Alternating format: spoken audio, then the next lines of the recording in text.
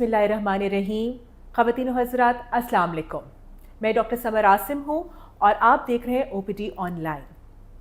OPD online के platform से आज हम डिस्कस करेंगे पट्ठों का दर्द, गर्दन का दर्द, कमर का दर्द, जो कि तकरीबन शायद 100% हमारे पॉपुलेशन को है। और इधर उधर की नहीं सुननी चाहिए, स्पेशलिस्ट की सुननी चाहिए, कंसल्टेंट की। तो हम आपके लिए लाए हैं प्रोफेसर आबिद, हमारे साथ हैं। वो ख़ास न्यूरोलॉजिस्ट हैं और इन जो अमराज है ख़ास तौर पे इनके पास आते हैं। आइए उनसे हम मालूमात हासिल करते हैं कि ये आखिर जो दर्द इधर उधर होता है उसके बारे में वो क्यों होता है, क्या करना चाहिए और इससे बचा कैसे जा सकता है। आइए हम वेलकम करते हैं। अस्सलाम वालेकुम प्रोफेसर आबिद, कैसे हैं आप? वालेकुम सलाम, शुक्रिया बहुत बहुत।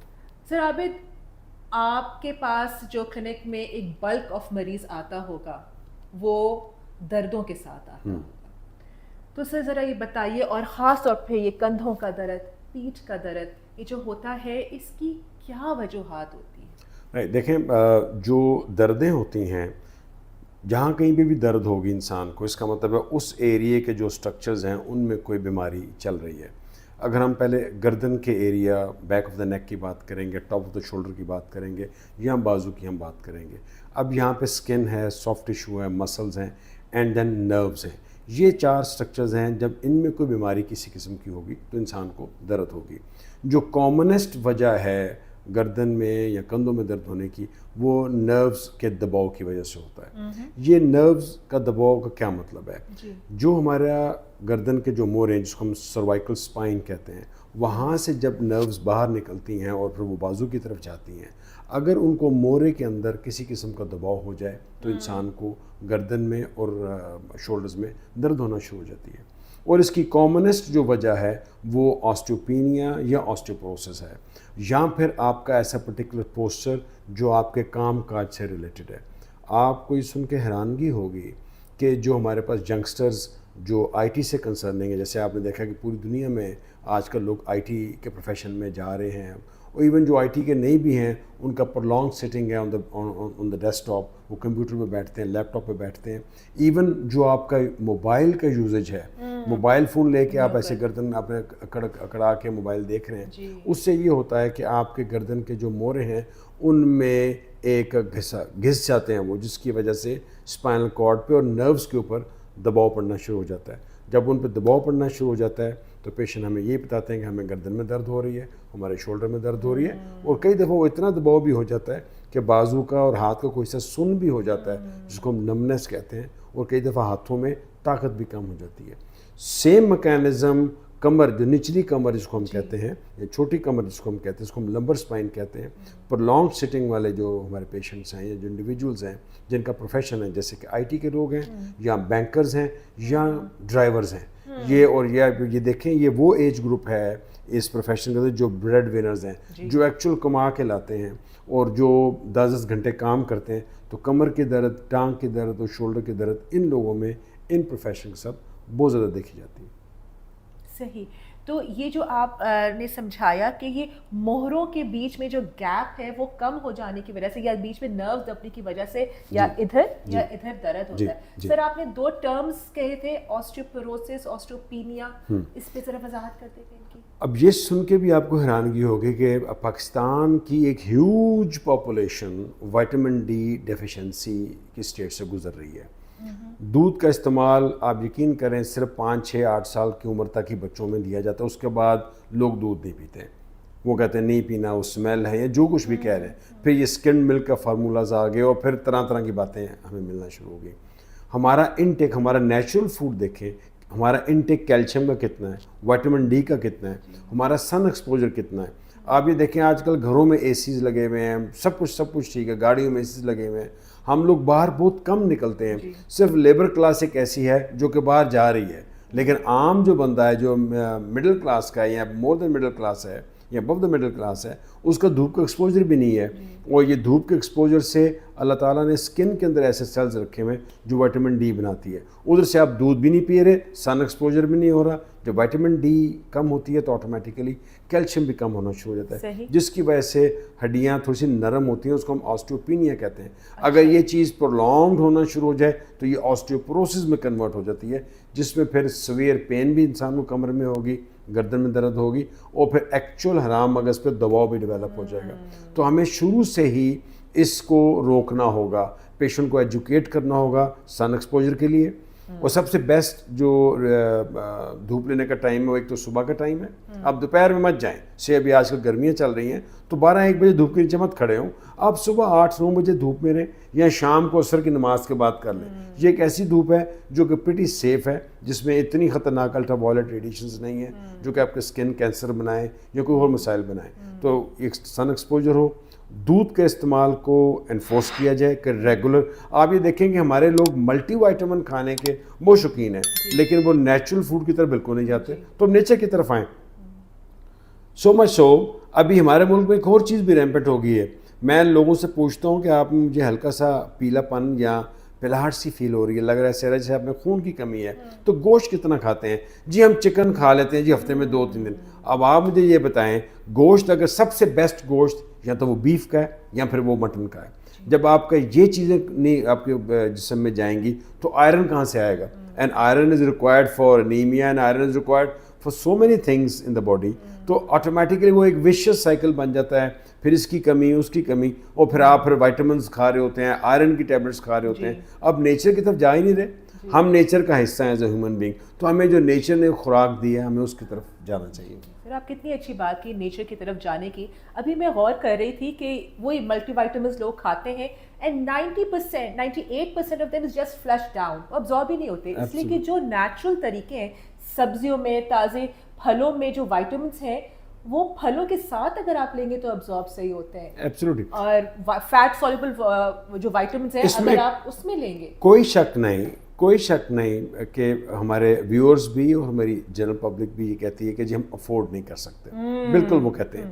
لیکن میں آپ کو یہ بتا دوں کہ اگر ہم گوشت کے کو کیٹیگرائز کریں تو beef is better than mutton. بڑا گوشت زیادہ بہتر ہے چھوٹے گوشت کے مقابلے میں, چونکہ وہ اس میں فیٹ کمپوننٹ کم ہوتا ہے. آپ ایسا گوشت لیں اس میں فیٹ کمپوننٹ کم ہے. صرف اس کے اندر جو فرق تھوڑا سا کر سکتا ہے وہ یورک ایسڈ کا ہے. یورک ایسڈ, لیکن آپ یہ دیکھیں how common is the uric acid. کیا ہر ایک بندہ جو ہے یورک ایسڈ کی وجہ سے اس کو جوائنٹس کے اندر سوجن ہوئی؟ ایسا بالکل نہیں ہے. بات یہ ہے دردوں کا مطلب ہرگز نہیں ہے کہ آپ کا یورک ایسڈ بڑا ہوا ہے. آپ اس درد کی وجہ کو دیکھیں. جیسے آج ہم کمر کی درد کی بات کر رہے ہیں, آج ہم گردن کی درد کی بات کر رہے ہیں, ہم شولڈر کی درد کی بات کر رہے ہیں, اس میں ایک وجہ بھی ہائی یورک ایسڈ کی نہیں ہے. So uric acid is not the culprit. اس کا تو culprit is something else, کہ آپ کی ڈائٹری ڈیفیشنسی ہو رہی ہے, آپ کی خوراک میں اتنی چیزیں نہیں ہیں جو کہ آپ کو ہڈیوں کو درکار ہیں, آپ کے مسلس کو درکار ہیں. تو یعنی کہ یہ ہماری اپنی عادات ہوتی ہیں جس کی وجہ سے کامنسٹ کاز آف نیک اور بیک پین ہے. ایک تو ہمارا پوسچر, یس, ہے نا, ہمارے جو کام کے جو روٹین ہے وہ, اور پھر جو ہمارے کھانے پینے کا. جی بالکل صحیح. تو سر اب جیسے کسی ایک کو ہو رہی ہے, کوئی خطرناک باتیں تو نہیں ہے؟ جیسے کبھی میں نے یہ بھی سنا ہے کہ بازو میں درد ہو رہا ہے, وہ دل کا درد بھی ہو سکتا ہے. بالکل آپ نے صحیح بات کی ہے. یہی جو بازو اور کندھوں کی درد ہے, یہ آپ کے 2-3 ڈاکٹرز کے پاس یہ پیشنٹس جاتے ہیں. نیورولوجسٹ کے پاس تو آتے ہی ہیں, they do go to orthopaedic surgeon, they do go to cardiologist. لیکن وہی بات ہے کہ روٹ کاز کو ہمیں ڈھونڈنا ہے کہ ایکچوئل بیماری کیا ہے. اب ہوتا کیا ہے کہ جب پیشنٹ یہ علامات لے کے آتے تو ہم تھورولی ایک ہسٹری لی جاتی ہے اور ایک پراپر نیورولوجیکل ایگزامینیشن ہوتا ہے یہ دیکھنے کے لیے کہ نرو کمپریشن کتنے لیول کی ہے اور کہاں پر کمپریشن ہو رہی ہے, اور اس کو لے کے پھر ہم فردر انویسٹیگیٹ کرتے ہیں, جس میں ہم ایک بنیادی ٹیسٹ جس کو ہم ایکس رے کہتے ہیں, ہم ایکس رے کرواتے ہیں, اور اگر اس میں ہمیں کچھ ایسی چیز نظر آتی ہے تو پھر ہم ایم آر آئی اسکین بھی کروا لیتے ہیں. آج کل اس کا علاج اتنا ایڈوانس ہو چکا ہوا ہے, اور as a matter of fact again میں تو نیچر کی طرف بہت جانے والا ڈاکٹر ہوں. میں دوائیوں کے ساتھ ساتھ فزیو تھراپی کو بہت ریکمینڈ کرتا ہوں, جس کے کوئی سائیڈ ایفیکٹس نہیں ہیں. آج کل physio therapist properly trained scientific بنیاد پہ علاج کرتے ہیں, اور patients they do improve. Right. تو سر آپ مجھے, مگر جیسے فار ایگزامپل میں گھر پہ بیٹھی ہوں, مجھے اب ادھر درد ہو رہا ہے بازو میں, کوئی ایک آپ ٹپ بتا دیں کہ میں یہ پہچان سکوں کہ یہ دل کا درد ہے، اس لیے کہ سب سے زیادہ درد تو اس سے رائٹ. دل کی درد عموماً سینے میں ہوتی ہے، درمیان میں کر کے، اور وہ عموماً لیفٹ شولڈر پہ یا لیفٹ آرم پہ وہ ریڈیٹ کرتی ہے. وہ کئی دفعہ جبڑے کے نیچے بھی ریڈیٹ کر سکتی ہے، لیکن اس کے ساتھ دل کا خراب ہونا، تریلیاں آنی اور گھبراہٹ محسوس کرنا، یہ وہ علامات ہیں جو دل کی طرف جائیں گی. ایک بات. اور دوسری بات یہ ہے کہ مانا کہ ینگسٹرز کو بھی ہارٹ اٹیکس ہوتے ہیں، لیکن میجورٹی کی آپ بات دیکھیں، آپ یہ دیکھیں 8 آؤٹ آف 10 لوگوں کی عمریں جو ہیں وہ 40 سے اوپر کی ہوتی ہیں. ابھی ایک 25 30 35 40 سال کی خاتون ہمارے پاس آتی ہے. خواتین کے بارے میں بتا دوں کہ جب تک مینوپاز نہیں ہوتا تو فار آل پریکٹیکل پرپزز اللہ تعالیٰ نے ان میں ایک سیفٹی رکھی ہوئی ہے، ان کو اسکیمک ہارٹ ڈیزیز نہیں ہوتی انلیس کہ وہ پیشنٹ اوبیز ہو، ڈائبیٹک ہو، ہائپرٹینسو ہو، وہ یا کولیسٹرول یا فیملی ہسٹری ہو. لیکن یہ اتنا کامن تو نہیں ہے کہ آپ کے پاس 40 سال کی یا 35 سال کی کسی عورت کو یہ تمام بیماریاں اکٹھی گھوم کے ایک ہی جگہ پہ آ رہی ہیں. سو بائی اینڈ لارج اس شخص کی ایج بھی 50+ ہوگی، اور اس میں اسموکنگ کا رسک فیکٹر بھی ہوگا، ڈائبٹیز یا ہائپرٹینشن ہوگی، تو اس کو اگر بازو میں درد ہوتا تو ہم کہتے ہیں کہ ہاں جی ہمیں کارڈیالوجی کی اسسمنٹ کر لینی چاہیے. اور کارڈیالوجسٹ کے پاس اپنے مخصوص ٹول ہیں، وہ ٹیسٹ کر کے بتا دے گا کہ دل کا اس سے تعلق ہے یا کہ نہیں ہے. ٹھیک ہے، ایک دفعہ دل انشاءاللہ سائڈ پہ ہو گیا، اس کا نہیں شک ہو رہا، تو پھر غالباً یہ وجوہات ہوں گی. ایگزیکٹلی ایسا ہی ہے. ٹھیک ہے.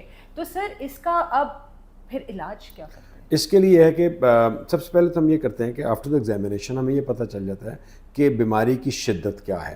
اس کے مطابق ایکس ریز یا پھر ہم ایم آر آئی اسکین کرتے ہیں.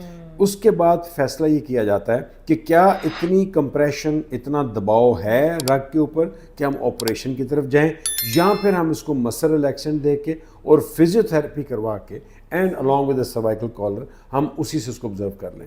ہمیں موسٹ آف دا ٹائم ہم فزیو تھراپی پہ ہمارا کام ٹھیک ہو جاتا ہے.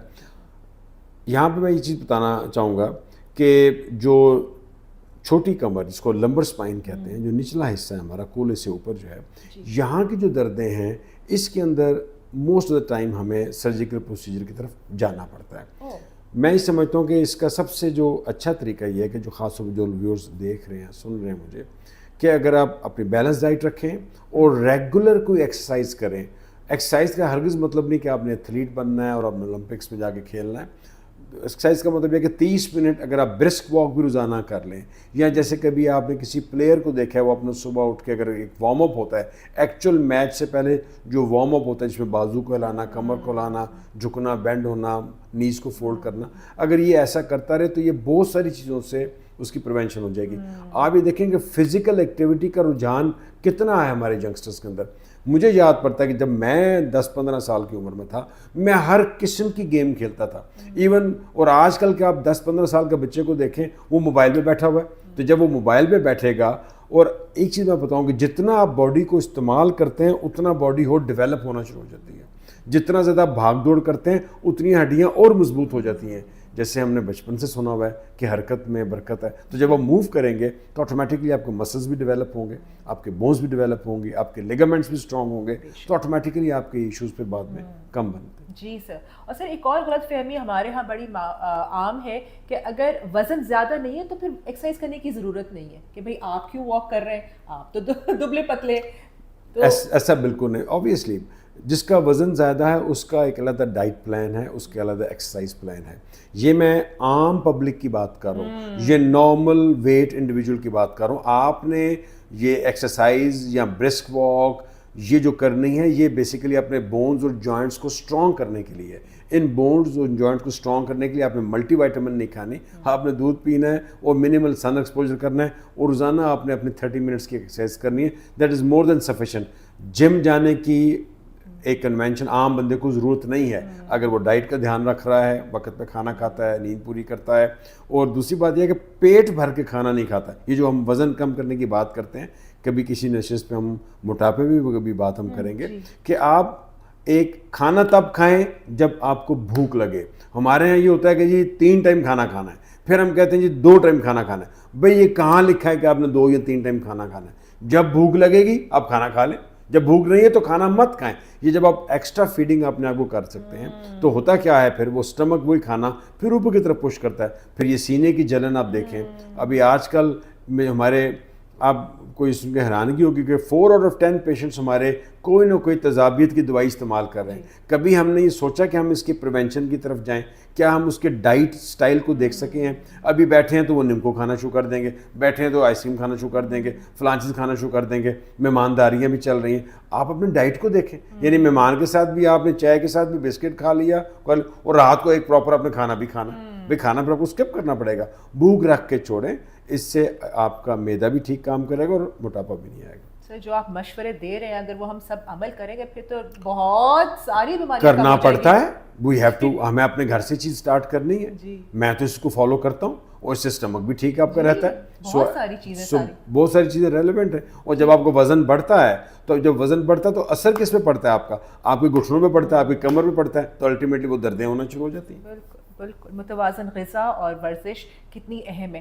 سر جن کے شعبے گھنٹوں بیٹھنا درکار ہے انہیں اپنے شعبوں کی وجہ سے, ان کے لیے کیا مشورہ ہے؟ دیکھیں بینکرز ہیں, آئی ٹی ہے اینڈ ڈرائیورز ہیں, یہ وہ 3 پروفیشن جس میں مینڈیٹری ان کو 6-8 گھنٹے بیٹھ کے کام کرنا پڑتا ہے. اس کا طریقہ یہ ہے کہ اپنے پوسچر کو ٹھیک رکھا جائے, تو بہت امپورٹنٹ ہے. It is very important to have a good posture. آج کل ایسی چیئرز بھی اویلیبل ہیں, آج کل ایسے ٹیبلز اور ڈیسک ٹاپس بھی اویلیبل ہیں جس میں کم سے کم آپ کو گردن کو فلیکس کرنا پڑتا ہے. آپ گردن کے لیول کو سیدھا رکھ کے بھی کام کر سکتے ہیں. پلس درمیان میں آپ انٹرمیٹنٹلی ایسے لوگ جن کا یہ پروفیشن ہے وہ اپنے باڈی کو اسٹریچ بھی کر لیں, تو گردن کو ایکسٹینڈ کر لیں, اب شولڈرز کو ایکسٹینڈ کر لیں, تو وہ آٹومیٹکلی وہ چیز سے آپ پریونٹ کر سکتے ہیں. اب ڈرائیور ہر آدھے گھنٹے بعد گاڑی تو کھڑی نہیں کرے گا, وہ تو چلائے گا. اس کا پھر یہی کہ طریقہ ہو سکتا ہے کہ جب اس کو کوئی طریقے کی وہ اپنے ڈائٹ پہ دھیان رکھے, جو کہ امپورٹنٹ بات ہے. پلس جب وہ بیٹھے تو وائل ڈرائیونگ تو وہ 90 ڈگری پہ بیٹھے. مینی ٹائمز آپ نے دیکھا لوگ بیٹھتے ہیں تو ایسے لگ رہا تھا وہ لیٹے ہوئے چیئر کے اوپر, بیٹھ کے کریں. پلس آج کل ڈرائیور سیٹس کے لیے ایک اسپیشل پروٹیکٹیو کشنز بھی آ چکے ہیں, وہ استعمال کریں. یہ وہ چیزیں جو کہ پریونشن میں ہمیں بہت استعمال ہو سکتی ہے. بٹ ادروائز انفارچونیٹلی اب آپ کسی کا پروفیشن چینج تو نہیں کر سکتے, اٹ از ناٹ پاسبل. سر یہ موبائل کس پوسچر میں استعمال کرنا چاہیے؟ آبویسلی آپ جتنا نیک کو فلیکس کریں گے آپ بیسیکلی اسپائنل کارڈ کو پریس کر رہے ہیں. تو بہتر یہ ہے کہ جتنا آپ اپنے آئیز لیول کے سامنے لائیں اور اس کو ایسے استعمال کریں, جیسے سے اف دس دا موبائل تو آپ سامنے ایسے استعمال کریں. اور انٹرسٹنگلی آپ یہ دیکھیں جب آپ ایسے اٹھا کے رکھیں گے موبائل کو تو آپ کا دل بھی بہت زیادہ نہیں کرے گا موبائل استعمال کرنے کا. جب ایسے آپ جب اپنے سامنے رکھ لیں گے تو پھر آپ کرتے رہیں گے اور پھر آٹومیٹکلی آپ یہ دیکھیں اس سے نقصان پھر کیا ہوتا ہے. آپ یہ دیکھیں موبائل استعمال کرنے سے جو بھی اس کی اسکرین ہے اس کی ریڈیشنز آپ ریسیو کر رہے ہیں, نمبر 1 بات. نمبر 2 بات یہ ہے کہ آپ اتنا اس کے اندر ڈوب جاتے ہیں کہ آپ باقی جو زندگی کے ضروری کام ہیں وہ آپ کے مس ہو جاتے ہیں. تیسری بات یہ آپ اتنے پری آکوپائڈ ہو جاتے ہیں اس چیز کے اندر کہ آپ کو باقی چیزوں کی جو اہمیت ہے آپ کے ذہن سے نکلنا شروع ہو جاتی ہے. پھر لوگ کہتے ہیں ہمیں بھول جانے کی بیماری ہے. کبھی ہم نے دیکھا کہ ہم نے اپنی پرائورٹی کیا رکھی ہوئی ہے, اپنی زندگی کو پرائورٹائز کریں. آئی ایم شیور کہ ہم کافی بیماریوں سے اپنے آپ کو بچا سکتے ہیں. بہت ہی عمدہ آپ نے تجاویز ساری دی ہیں. سر مجھے یہ بتائیے کہ آپ نے ایک تو بتایا کہ اس جو تکلیف ہوتی ہے اس کی کامن وجہ کیا ہے, اس سے بچا کیسے جائے, متوازن غذا اور شعبوں کے بارے میں جو اسپیسیفک ہے وہ کیا جائے. موبائل کے بارے میں جو آپ نے بتایا وہ تو بالکل گولڈ ہے, اور جو اس کے جو ذہنی اثرات ہیں وہ بھی بہت زیادہ ہم ان کو نظر انداز کر دیتے ہیں. سر میں نے کئی دفعہ دیکھا ہے کہ چھوٹا موٹا درد تو چلتا رہتا ہے, ڈاکٹر سے رجوع نہیں کرتے, درد کی گولیاں کھاتے رہتے ہیں. اس کا کوئی نقصان ہے؟ کیوں نہیں. دیکھیں کہتے ہیں نا access of every thing is bad, ایک تو یہ بات ہوگی. اور دوسری بات یہ جو دوائیاں ہیں دے آر آنیسٹلی اسپیکنگ یہ پوائزنز ہیں. ان دوائیوں کے بینیفٹ ہوتے ہیں, بالکل ہوتے ہیں جب ایبسلیوٹلی ریکوائرڈ ہوتے ہیں, لیکن اس کے نقصانات ہیں. میں اپنے کلینک میں میرے پاس ایک ہیوج پاپولیشن سر درد کے پیشنٹس آتے ہیں, ہیڈ ایکس کے, مائگرین, درد شقیقہ اینڈ آل دیٹ. اب ہیڈ ایکس میں لوگ پیناڈول, بروفن ریگولر ڈیلی 1-2 دفعہ ضرور کھاتے ہیں, اور انہی دوائیوں کے ایکسیسو یوزر کے بعد انسان کو اور ریباؤنڈ ہیڈ ایکس ہونا شروع ہو جاتی ہیں. اور اس کو میں ایک پرانے ایک مصرے کے ساتھ جوڑتا ہوں کہ گھر کو آگ لگی گھر کے چراغ سے. یہی پین کلرز آپ کی ہیڈ ایکس کو انکریز کرتے ہیں. اب یہی پین کلرز آپ کے اسٹمک میں زخم پیدا کرتے ہیں, یہی پین کلرز آپ کے کڈنیز کے اندر کھدراپن پیدا کرتے ہیں, اور انسان کو پھر گردے کی تکلیفیں ہونا, اور کریٹنن یا یوریا کا بڑھ جانا اس کا حصہ ہے. صحیح. تو یعنی کہ جڑ دیکھیں کس وجہ سے درد ہو رہا ہے, اس کو جڑ سے ٹھیک کریں, نہ کہ اپنے آپ کو نقصان پہنچائیں بار بار دوائیاں. آپ اپنے فیملی فزیشین سے مل لیں, آپ نہیں کسی اسپیشلسٹ کے پاس آ رہے, آپ فیملی فزیشین کے پاس جائیں. فیملی فزیشنز بھی ایک ریزنیبل لیول پہ آپ کو اس چیز کو ایکسپلین کر دے گا. بالکل. سو ناظرین, آپ نے سنا کہ پروفیسر عابد نے ہمیں کتنی قیمتی تجاویز بتائیں. یہ اگر آپ کو خود کو نہیں تو ضرور آپ کے گھر میں کئی لوگوں کو یہ تکلیف لاحق ہوگی. اس ویڈیو کو پلیز پھیلائیں. یہ جو آپ کو تجاویز ملی ہیں پروفیسر کنسلٹنٹ لیول پہ مل رہی ہے, پروفیسر عابد سے مل رہی ہیں, یہ عام نہیں لوگ بتاتے, اور اتنی جو سب سے زیادہ قیمتی وہ اکثر سب سے زیادہ سادی باتیں ہوتی ہیں. تو پلیز اپنے اور اپنی فیملی کا, لواحقین کا, عزیز و اقارب کا خیال رکھیں. چھوٹی چھوٹی چیزیں سے ہی آپ صحیح رکھیں گے تو بڑی خرابیاں نہیں مچیں گی. سر, کوئی take home message for are? میرے خیال میں یہاں پہ یہ بتاؤں گا کہ اپنے ڈائٹ کو ریگولرائز کریں, اپنے لائف سٹائل کو ریگولرائز کریں, اعتدال پسندی سے کھانا کھائیں, باقاعدگی سے ایک مناسب سی 30 منٹ کی ایکسرسائز کریں, اتنا سفیشینٹ ہے. خود سے دوائی مت چنیں, آپ قریب ترین فیملی فزیشین سے کنسلٹ کریں تاکہ وہ آپ کو کوئی ڈائریکشن دے سکے, اور اگر آپ کی تکلیف بڑھ رہی ہے تو آپ قریب ترین کسی کنسلٹنٹ سے ضرور رجوع کریں. بہت شکریہ. تھینک یو سو مچ سر. بہت اچھا لگا آپ سے یہ معلومات حاصل کر کے. امید ہے ناظرین آپ بھی مستفید ہوئے ہوں گے. انشاءاللہ پھر آپ کے سامنے حاضر ہوں گے. جب تک کے لیے سر عابد کو اور مجھے اجازت دیجیے. اللہ حافظ.